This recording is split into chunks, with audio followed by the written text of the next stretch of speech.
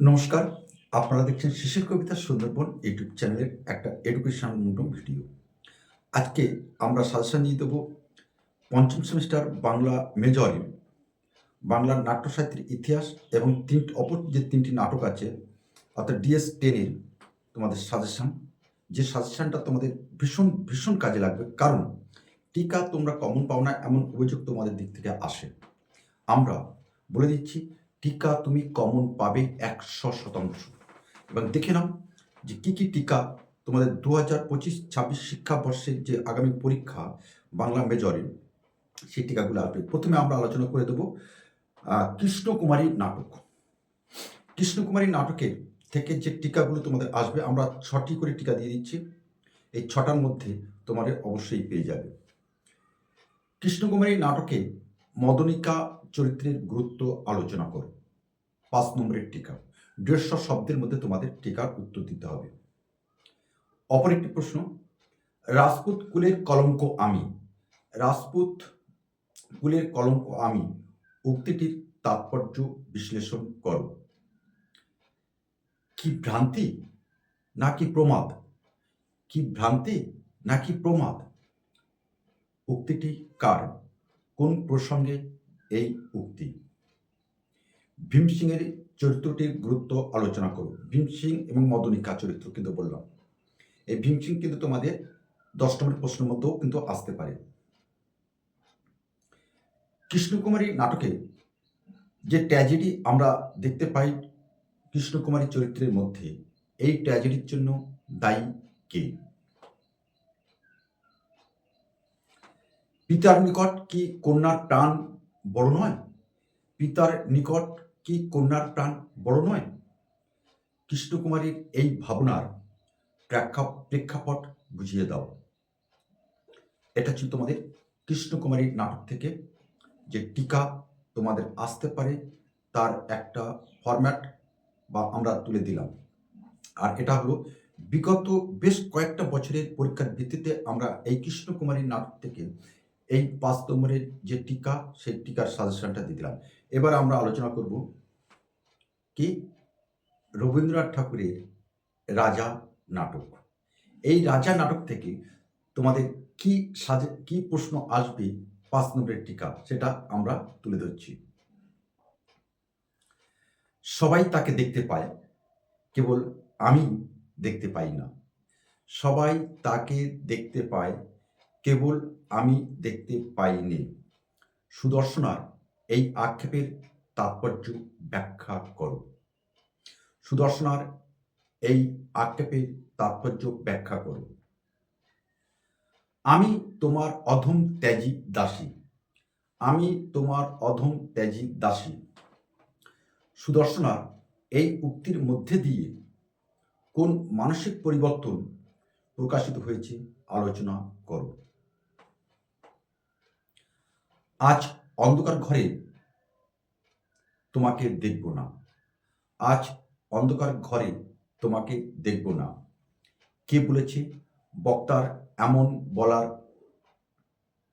ইচ্ছার কারণ কি? এই ৩টি তোমাদের লাইন তুলে দিলাম। এবার ডেসক্রিপটিভ যে প্রশ্নটা তোমাদের আসবে সেই প্রশ্ন হলো ঠাকুরদা রাজা নাটকের একটি অপরিহার্য চরিত্র বলা যায়? সংক্ষেপে লেখো। ঠাকুরদার চরিত্রটা বড় প্রশ্ন, ঠাকুরদা বা সুরঙ্গমা কিন্তু বড় প্রশ্নের মধ্যেও কিন্তু তোমাদের আসবে। রাজা নাটকের বসন্ত উৎসবের দৃশ্যটি নাট্যিক গুরুত্ব সংক্ষেপে লেখো। অর্থাৎ রাজা নাটকে যে বসন্ত উৎসবের যে ঘটনাটা ঘটেছিল সেই বসন্ত উৎসবের গুরুত্ব আলোচনা করো। সুরঙ্গমার চরিত্রটি সংক্ষেপে পরিচয় দাও। রাজা নাটকে রাজা হলেন মিথ্যে, ভণ্ড রাজা। প্রসঙ্গটি নাটকে কেন আনা হয়েছে? রাজা নাটকে রাজা মিথ্যে অর্থাৎ ভণ্ড রাজা, এই প্রসঙ্গটি কেন নাটকে আনা হয়েছে?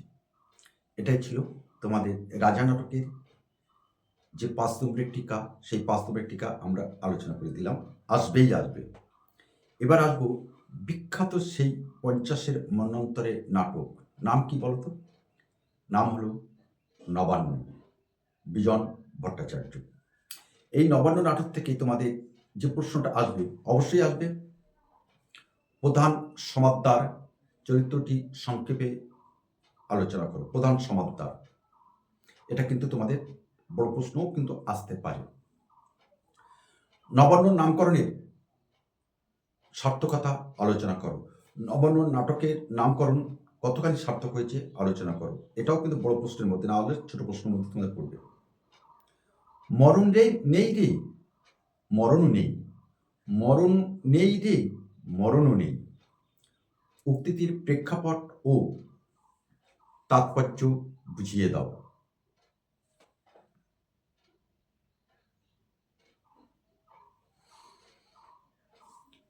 নবান্ন নাটকে কুঞ্জ ও রাধিকার দাম্পত্যের সম্পর্ক যে স্বরূপ তা আলোচনা করো। নবান্ন নাটকে কুঞ্জ ও রাধিকার দাম্পত্য সম্পর্কের গুরুত্ব আলোচনা করো। নবান্ন নাটকের দ্বিতীয় অঙ্কের গুরুত্ব আলোচনা করো। আমাদের তো নবান্ন হয়েই গেছে, আমাদের নবান্ন তো হয়েই গেছে, কথাটির অন্তর্নিহিত অর্থ কি?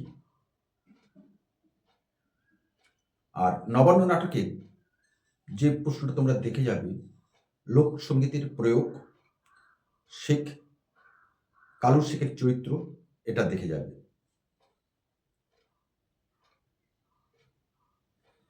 এটাই ছিল সঙ্গে হারু দত্ত, কালু শেখ, হারু দত্ত, এই দুটো চরিত্রের মধ্যে একটু দেখে যাবে। আর প্রধান সমাদদার তো আমরা বলেইছি, অর্থাৎ এই চরিত্রভিত্তিক প্রশ্ন করে গেলে নবান্ন নাটক থেকে একটা তোমরা অবশ্যই কমন পেয়ে যাবে।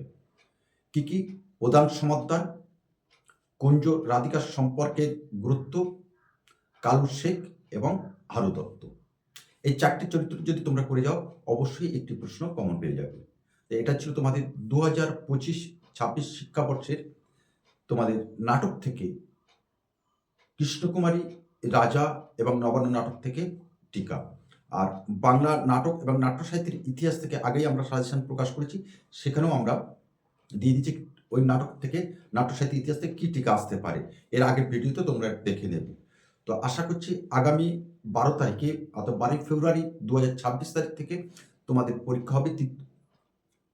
না, এটা পরীক্ষা হবে 20 তারিখ থেকে, পঞ্চম সেমিস্টারের 20 ফেব্রুয়ারি থেকে তোমাদের পরীক্ষা হবে, 12 তারিখ থেকে থার্ড সেমিস্টারের পরীক্ষা হবে। আশা করছি তোমাদের সকলের পরীক্ষা সুন্দর, আরও সুন্দর হবে। আর বিশেষ কোনো সমস্যা থাকলে আমাদের বলতে পারো, আমরা তোমার পাশে থাকার চেষ্টা করব মাত্র। তো আজ আমরা এখানে রাখছি। সকলের মঙ্গল, সুন্দর জীবন এবং আগামী দিনের পরীক্ষার সাফল্য কামনা করে আজ আমরা এখানে ভিডিওটি শেষ করলাম। নমস্কার, সকলেই ভালো থেকো।